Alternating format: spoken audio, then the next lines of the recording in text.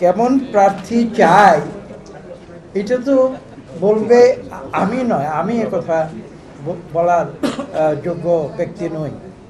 কেমন প্রার্থী চাই একথা বলবেন আমার ভোটার। কাজেই প্রথমেই আমি যে বিষয়টি দিকে গুরুত্ব দিচ্ছি সেটি হচ্ছে এই যে আমরা যদি গণতন্ত্রে বিশ্বাস করি, হ্যাঁ অনেকেই বলেন যে গণতন্ত্র খারাপ, তবে বিলাতে একটি কথা আছে যে democracy is bad, other systems are worse. তো কাজেই এই যে পরিস্থিতি, এই পরিস্থিতিতে গণতন্ত্রে যদি আমরা বিশ্বাস রাখি তাহলে আমি এটা মনে করি আমাদের বিশ্বাস রাখতে হবে জনগণের উপরে। জনগণ কি শিক্ষিত কি অশিক্ষিত অনেক আলোচনা হয়েছে আজকে এখানে।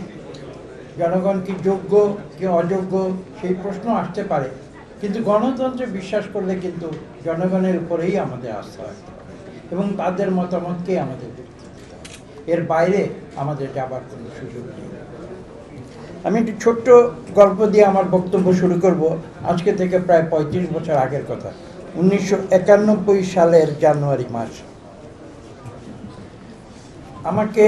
আমি ছিলাম একজন শিক্ষকতা করি, এখানে বলা প্রয়োজন। আমি এখনো অনেক জায়গায় যখন যাই আমাকে প্রশ্ন করা হয়, আমি একটি কথা জোর দিয়ে বলি, রাজনীতি কিন্তু আমার পেশা নয়। এখানে আলোচনা এসেছে বিষয়টি, আমি সেই প্রসঙ্গে পড়ছি। অনেকে বলেছেন, আমি একটু বিস্তৃত ব্যাখ্যায় হয়তো পরে যাব, এখন গল্পটি আগে বলে নেই। আমি ছিলাম শিক্ষক, একরকম বাধ্য হয়ে আমাকে রাজনীতিতে আসতে হয়েছে, আপনারা জানেন। প্রথম যখন আমি গ্রামে যাই, রাজনীতির কারণে, গ্রামে সবসময় গিয়েছি, ছোটবেলা থেকেই গিয়েছি, রাজনীতির কারণে যাই। মিটিং, প্রথম যে সভাটি আয়োজন করা হয়েছিল সেখানকার বিএনপির নেতৃবৃন্দ সেটার আয়োজন করেছিলেন। তো আমার বক্তৃতায় আমি অনেকটা বোকার মতো একটা কথা বলে ফেলেছিলাম। এক পর্যায়ে বিভিন্ন আলোচনার মাধ্যমে এক পর্যায়ে বলেছিলাম যে আমার নির্বাচনী এলাকায় প্রায় 4 লক্ষ লোক রয়েছে, তো সেখানে যদি একজন লোক সৎ থাকে আর বাকি 3,99,999 জন লোক যদি অসৎ হয় তাহলে কিন্তু আমি একজনের দিকেই থাকব। তো কথাটি কিন্তু খুব কঠিন এবং এক অর্থে গণতন্ত্র বিরোধী, কিন্তু আমাকে এটা বলতে হয়েছে কারণ আমার নিজের কিছু বিশ্বাস আছে।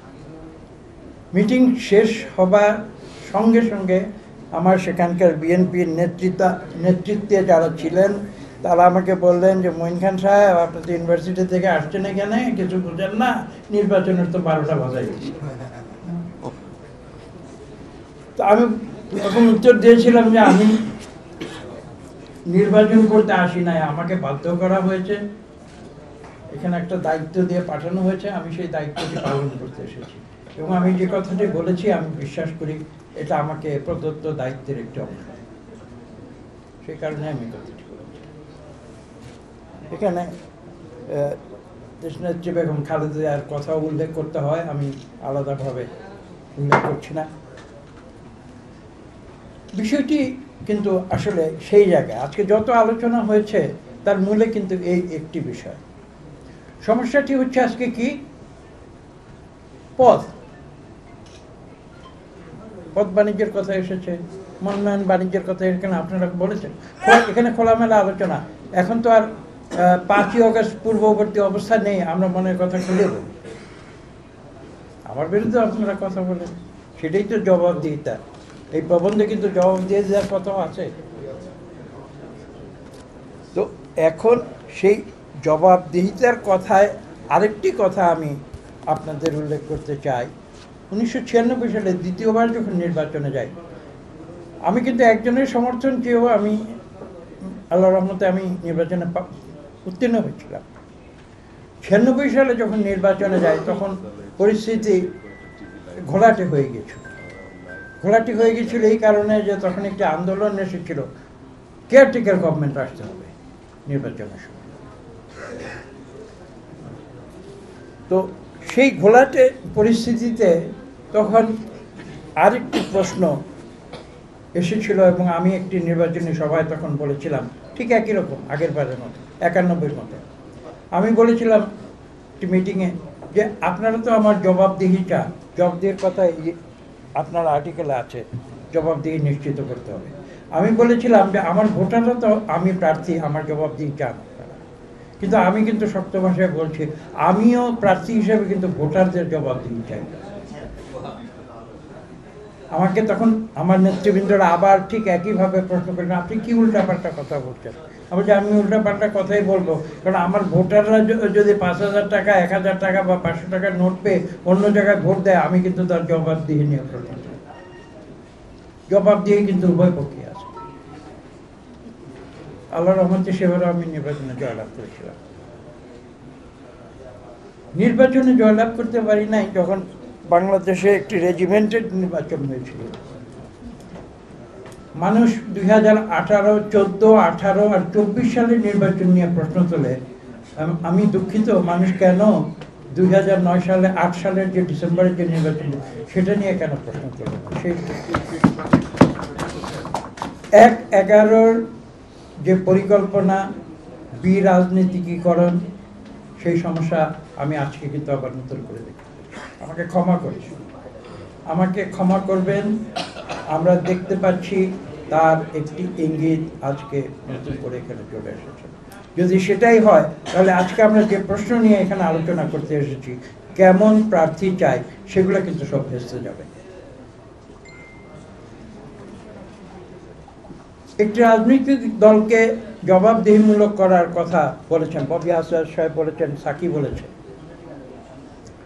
তার পাশাপাশি সবচেয়ে বড় কথা হচ্ছে সরকার নিজেই যদি জবাবদিহিমূলক না থাকে তাহলে সংখ্যাগরিষ্ঠতা দিয়ে সবকিছু নির্ধারণ করা যায় না।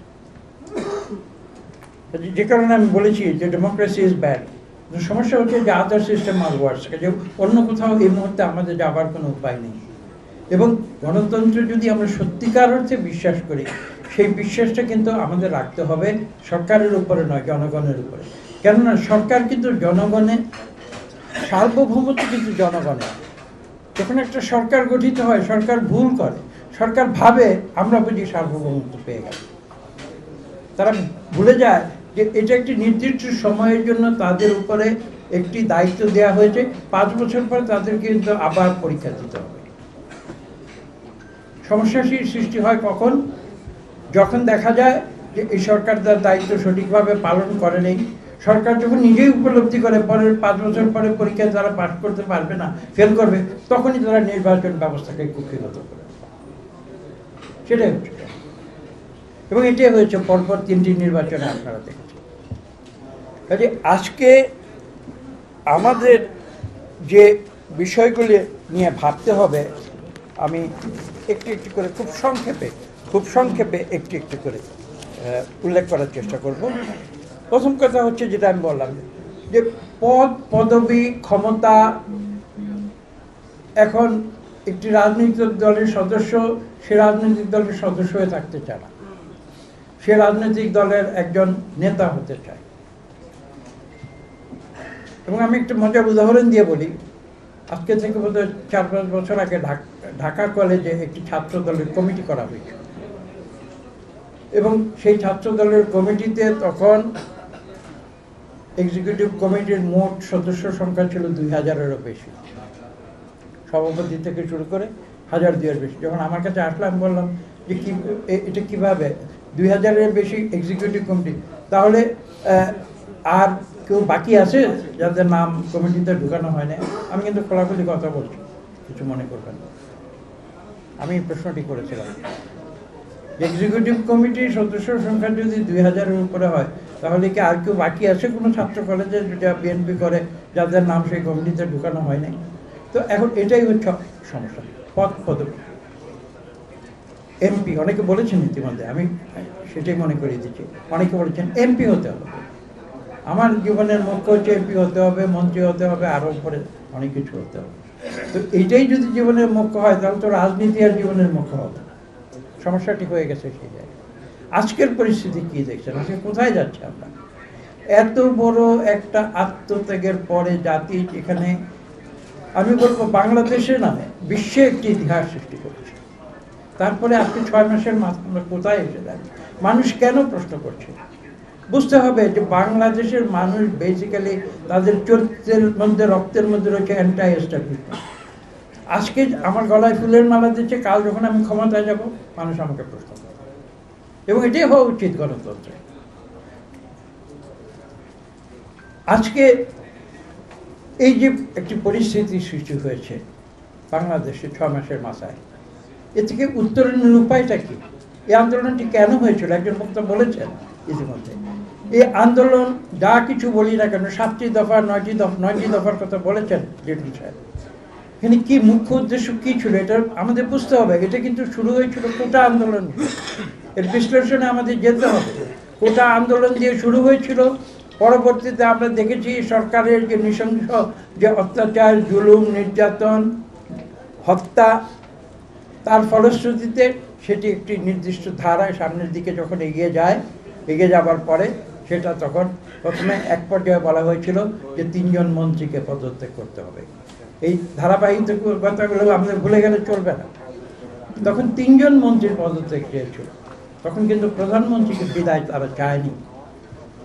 এবং পরবর্তীতে যখন এই আন্দোলন যখন আরো গতি সঞ্চারিত হয়, তখন বাংলাদেশের 18 কোটি মানুষের বুকের ভেতরে জমে থাকা যে ক্ষোভ, যেটি বিগত 17 বছর ধরে বিভিন্ন রাজনৈতিক দল যারা গণতন্ত্রে বিশ্বাস করে তারা যখন এর প্রতিবাদ করছিল ক্রমশ, এবং সেটা যখন একটা চূড়ান্ত পর্যায়ে গিয়েছিল, সেই সময় ছাত্ররা এসে সেই ক্ষোভের মুখে তারা স্ফুলিঙ্গ জ্বালিয়ে দিয়েছে, এবং সেই স্ফুলিঙ্গ তখন দাবানলের মতো ছড়িয়ে পড়ে। এবং তখন সেই কোটা আন্দোলন কিন্তু এই ধারাবাহিকতায় শেখ হাসিনা তথা পূর্ববর্তী আমাদের যে স্বৈরাচারী সরকার ছিল তার বিদায়ের 1 দফা দাবিতে রূপান্তরিত। এই সত্যগুলো আমাদের উপলব্ধি করতে হবে, ভুলে গেলে চলবে না। এবং তারই ফলশ্রুতিতে আমরা দেখেছি যে পরবর্তীতে একটি সরকার এসেছে, অন্তর্বর্তীকালীন সরকার।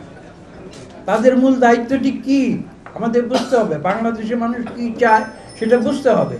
মূল দায়িত্ব হচ্ছে যে এই সরকার একটি স্বৈরাচারী পদ্ধতি থেকে একটি ট্রানজিশন তারা ঘটিয়ে দেবে, ট্রানজিশন ঘটিয়ে একটি গণতান্ত্রিক পদ্ধতিতে বাংলাদেশকে রূপান্তরিত করবে, এবং এটাই বাংলাদেশের 18 কোটি মানুষ চায়।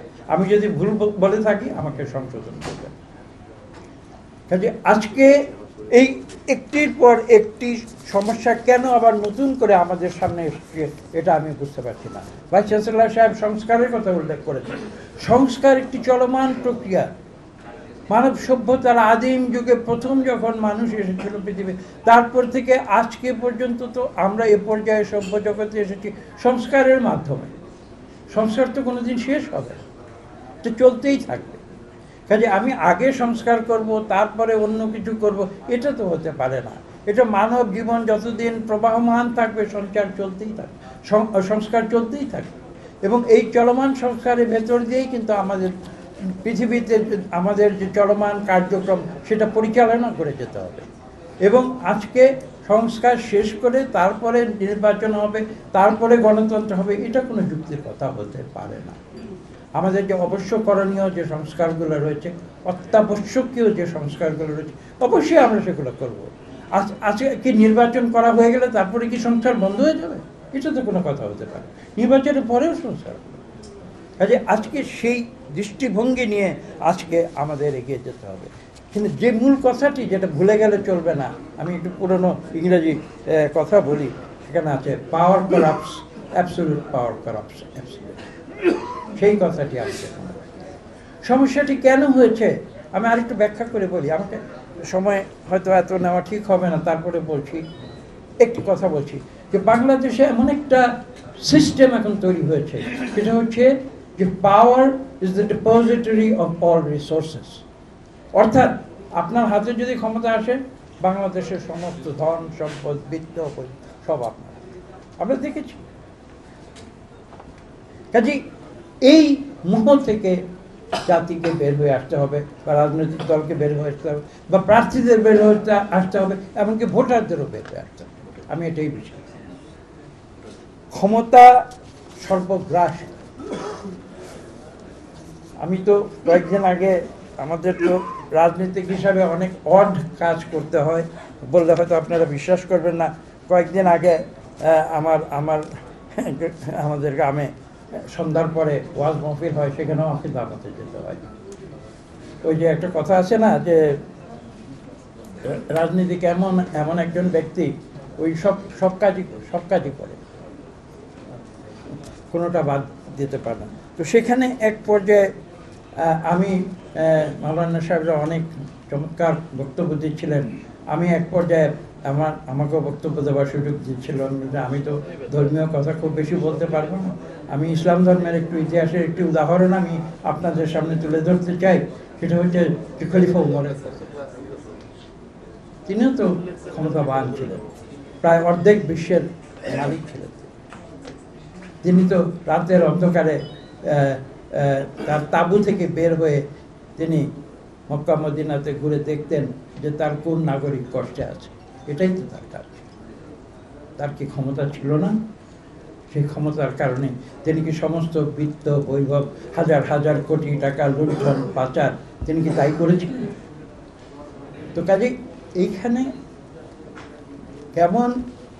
কেমন প্রার্থী চায়, সেই কথাটির মূলে যেতে হলে আপনারা যে বিষয়টি নিয়ে এই স্কুলটি সৃষ্টি করেছেন, সেই স্কুলের যেটা মূল কাজ, আমি আরো একটি কথা বলি, কিছু মনে করবেন না। এটা আমি কিছুদিন আগে কামাল আতাতুর্ক রাস্তা দিয়ে বেশ কিছুদিন আগে যাচ্ছিলাম। সেখানে একটি বড় ইউনিভার্সিটির একটি উঁচু বিল্ডিং আছে, তার উপরে লেখা ছিল হিয়ার লিডার্স আর ক্রিয়েটেড। আপনাদের হয়তো খেয়াল থাকতে পারে। তো সেখানে দেখলাম কিছু লোক সেখানে আলাপ করছে যে ক্যান লিডার্স বি ক্রিয়েটেড। আমি খোলাখুলি বলতে পারি, আমি বলছি না যে লিডার্স তৈরি করা যায় না, নিশ্চয়ই লিডার তৈরি করা যায়। হাসিনাকে তো তৈরি করেছিল। হাসিনা প্রায় 43 বছর। হাসিনাকে আগের ইতিহাস বাদ দিলাম, 1981 সাল থেকে শুরু করে, আমি আরেকটি উদাহরণ, 1981 সাল থেকে শুরু করে শহীদ প্রেসিডেন্ট জিয়া রহমান উদার রাজনীতি, গণতন্ত্রে বিশ্বাসী। মানুষে বলে সেনা সৈনিক, কিন্তু অবাক কাণ্ড, একজন সৈনিক হয়ে কিভাবে বহুদলীয় গণতন্ত্র থেকে আসে, এগুলো ভাবতে হবে, চিন্তা করতে হবে। কাজে লেভেল দিয়ে সবকিছু বোঝা যায় না। আওয়ামী লীগ বলে না যে বিএনপির জন্ম হয়েছে ক্যান্টনমেন্টে, আর বিএনপির জন্ম তো ক্যান্টনমেন্টে যদি হয়েও থাকে তর্কের খাতিরে মেনে নিলাম, হয়নি ক্যান্টনমেন্টে, তারপরে তর্কের খাতিরে মেনে। তো বিএনপি ক্যান্টনমেন্টে জন্ম হয়ে বিএনপি বহুদলীয় গণতন্ত্র ফিরিয়ে আনতে পারলো একদলীয় বাকশাল থেকে। আর আওয়ামী লীগ জনগণের দল হয়, আওয়ামী শব্দের অর্থ কি? ওটা তো বাংলা দলের নাম করে নাই, উর্দু শব্দ আওয়ামী, সে উর্দু ব্যবহার করে, তারা পাকিস্তানকে ঘৃণা করে। তো আওয়ামী লীগ হলো পিপুলস লীগ, আসলে জনগণের দল। সেই জনগণের দল কেন জনগণের ক্ষমতা কেড়ে নিয়ে একদলীয় বাকশাল? এই প্রশ্নগুলো আজকে আসবে তো। কাজে অনেক কথা, অনেক আলোচনা। সেই হাসিনাকে আমি কেন বলছি, এই কথার প্রসঙ্গটা হচ্ছে এই যে লিডার্স আর ক্রিয়েটেড বললাম। তো হাসিনাকে তো ক্রিয়েট করেছিল কারা? হাসিনাকে 1981 সাল থেকে 2024, 43 বছর ধরে ক্রিয়েট করা হয়েছিল। তার অর্থ, বিত্ত, বৈভব ব্যবহার করে ক্রিয়েট করা হয়েছিল। তার দলের রাজনৈতিক ক্ষমতা ব্যবহার করে ক্রিয়েট করা হয়েছিল। তার তৎকালীন প্রশাসনকে ব্যবহার করে ক্রিয়েট করা হয়েছিল। পুলিশ আইন শৃঙ্খলা বাহিনীকে ব্যবহার করে ক্রিয়েট করা হয়েছিল। কোনো কিছু তো বাদ ছিল না। কিন্তু এত বড় ক্রিয়েশন 43 বছরে এক মুহূর্তে ধসে পড়লো কেন? আজকে সেই প্রশ্নটি, এবং সেই প্রশ্নটি করলেই আজকের যে শিরোনাম, সেই শিরোনামের সঠিক উত্তর আসা হবে। আমি বক্তব্য দীর্ঘ করতে চাই না। ছোট্ট দু একটি প্রাসঙ্গিক বিষয় আছে যেগুলি গুরুত্বপূর্ণ। এখানে একজন বক্তা আইনের কথা বলছেন, তিনি বোধহয় এখন নাই চলছে। আইন দিয়ে, আচ্ছা, আমরা তো আইন দিয়ে প্রার্থী, কিরকম প্রার্থী চাই, কোন প্রার্থী চাই, আমরা তো আইন দিয়ে প্রার্থীর যোগ্যতা নির্ধারণ করেছি। আমরা কি এটা করি নাই যে ঋণ খেলাপিরা জাতীয় সংসদ সদস্য হতে পারবে না? করেছিলাম তো। আমি যদি আজকে খোলাখুলি প্রশ্ন করি, এই বিগত সংসদে যত জাতীয় সংসদ সদস্য ছিলেন, একজন বক্তা বলেছেন, আপনারাই বলেছেন যে 63% ওদের ডোনার সাহেব বলেছেন 63% ছিল ব্যবসায়ী, তার মধ্যে কত শতাংশ ঋণ খেলাপি ছিল একটু একটু খুঁজে দেখাতে। কেউ আমি যদি বলি যে একজনও বাদ ছিল না, প্রত্যেকে ঋণ খেলেছে। তাহলে এই আইন যে আমরা করেছি ঋণ খেলাপি প্রার্থী হতে পারে না, সেটা প্রার্থী শুধু হয় না, প্রার্থী হয়েছে টাকা দিয়ে, কালো টাকা দিয়ে পাস করেছে, কালো টাকা দিয়ে এমপি হয়েছে, কালো টাকা দিয়ে মন্ত্রী হয়েছে। আইনের যদি প্রয়োগ না থাকে, হাজার হাজার আইন করে কোনো লাভ তো নয়। কাজে আলটিমেট আমি যে কারণে এই উদাহরণটি আবার দিয়েছি, আমি আলটিমেটলি একটা জিনিস বিশ্বাস করি, আমি জনগণের ক্ষমতায় বিশ্বাস করি, গণতন্ত্রে বিশ্বাস করি। গণতন্ত্র ভুল হোক শুদ্ধ হোক, আমি গণতন্ত্রের যেহেতু ভালো কোনো পদ্ধতি এখনও খুঁজে পাইনি, গণতন্ত্রে বিশ্বাস করি। এবং আমার শেষ কথা যেটা আমি এই প্রসঙ্গে আমি যে শেষ বক্তব্যটি দিয়ে আমার কথা শেষ করতে চাই, সেটা হচ্ছে এই যে আমাদের আস্থা একটি জায়গায় রাখতে হবে, অর্থ সম্পদে নয়। প্রশাসনের ডিসিটিএনও ওসি এসপির ক্ষমতায় নয়, আইজিপির ক্ষমতায় নয়, বা আরেকটি কথা আরও সেটা নাই বললাম, সেই ক্ষমতায় নয়। আমার কিন্তু আস্থা রাখতে হবে একটি বিষয়। আমি যদি সত্যিকার অর্থে জনগণের সেবক হতে চাই, সত্যিকার অর্থে আমি গণতন্ত্রে বিশ্বাসী হতে চাই, আমি এই কথাটি বলে শেষ করব যে আমাদের আস্থা রাখতে হবে জনগণের উপরে, এবং একটি সুষ্ঠু নিরপেক্ষ নির্বাচনের মধ্যেই কেবল সেটা প্রতিষ্ঠিত হতে পারে। সবাইকে